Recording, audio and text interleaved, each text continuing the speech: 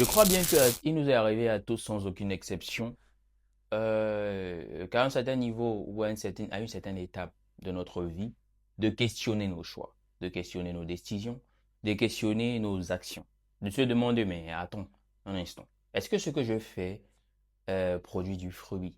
Est-ce que ce que je fais m'amène quelque part? En fait, pourquoi est-ce que je fais ce que je fais? Et qu'est-ce que j'attends? Qu'est-ce que j'espère de ce que je fais? Ou est-ce que ça vaut vraiment la peine de continuer à le faire? Moi, j'en suis arrivé à ce point-là des fois dans ma vie, où je me suis questionné quant à ce que je faisais. Je me suis questionné quant à l'endroit même où je me trouvais. Je me suis questionné quant aux projets sur lesquels je travaillais. Je me suis questionné lorsqu'elles ont échoué, lorsque les projets sont restés stagnants. Je me suis questionné lorsqu'il était tellement difficile de pouvoir obtenir des résultats. Et puis, je me suis dit une chose, que si les choses sont difficiles, si c'est compliqué, si c'est aussi compliqué de pouvoir obtenir ce que je veux obtenir, si c'est difficile de pouvoir arriver là où je veux arriver, ça ne veut certainement pas dire que je dois abandonner. Ça ne veut certainement pas dire que je suis sur la mauvaise voie. Ça ne veut certainement pas dire que euh, je dois tout simplement laisser tomber. Non. Ça veut tout simplement dire qu'il y a quelque chose que je ne fais pas convenablement. Il y a quelque chose que je ne suis pas ou quelque chose qui manque. Il y a quelque chose que je dois faire pour compléter euh, l'échiquier. Alors il est important, cher ami, de savoir quelque chose. Et je veux parler aujourd'hui du désir, c'est-à-dire le désir. Le désir qui est cette source primaire qui permet à ce que, quelles que soient les difficultés, quelles que soient quelle que soit l'adversité, quel que soit ce qui vient vers nous, que nous puissions continuer tout de même à avancer. Lorsque la Bible déclare que 7 fois le juste tombe et 7 fois il se relève, ça n'a pas trait à une force, il ne s'agit pas de force, il ne s'agit pas de juste tomber et se relever, mais il s'agit du fait que lorsqu'on tombe, on se relève parce qu'il y a quelque chose de plus grand que nous, parce qu'on poursuit quelque chose de plus puissant que nous, on poursuit quelque chose, on travaille sur quelque chose de plus intéressant, de, de, de, de, de plus grand que nous-mêmes.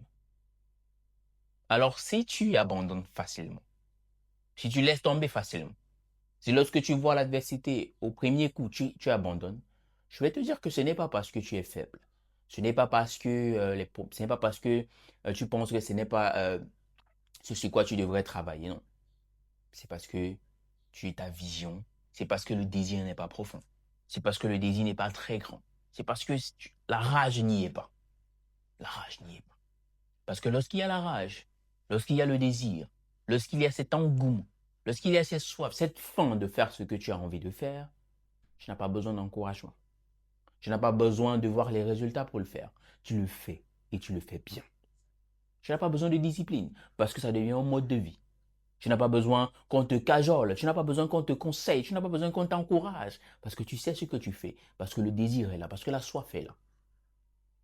Nous ne faisons pas d'efforts pour respirer. Nous ne faisons pas d'efforts pour respirer. Nous ne faisons pas d'efforts pour manger généralement, sauf si on est malade. Nous ne faisons pas d'efforts pour réfléchir sur comment sortir et aller nous amuser, non. Mais lorsqu'il s'agit de quelque chose de plus grand, nous voulons la motivation, nous voulons la discipline, nous voulons que quelqu'un nous inspire, non. Si tu as besoin d'inspiration, si tu as besoin de motivation, si tu as besoin d'être boosté, encouragé, si tu as besoin d'être poussé, alors le désir n'y est pas encore. Alors il est important pour toi, cher ami, de travailler sur ton désir, de travailler et de savoir est-ce que tu as réellement faim? Est-ce que tu as réellement faim de ce que tu dis? Est-ce que tu as réellement faim de cet impact? Est-ce que tu as réellement soif de cette influence? Est-ce que tu as réellement envie de laisser une trace sur cette terre? Est-ce que tu as vraiment envie de faire la différence entre ta génération? Est-ce que tu as vraiment envie de le faire? Ou bien tu le dis juste parce que tu as vu d'autres le dire. Tu as entendu d'autres le dire, pardon. Ou bien tu le dis juste parce que tu as vu d'autres avoir un peu d'argent parce qu'ils faisaient quelque chose, non? Tu es bien au-delà de l'argent.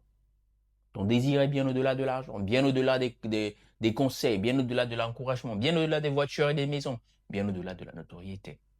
C'est un travail de vie, un travail d'impact, un travail qui fera qu'après toi, on t'appelle, on parlera toujours de toi.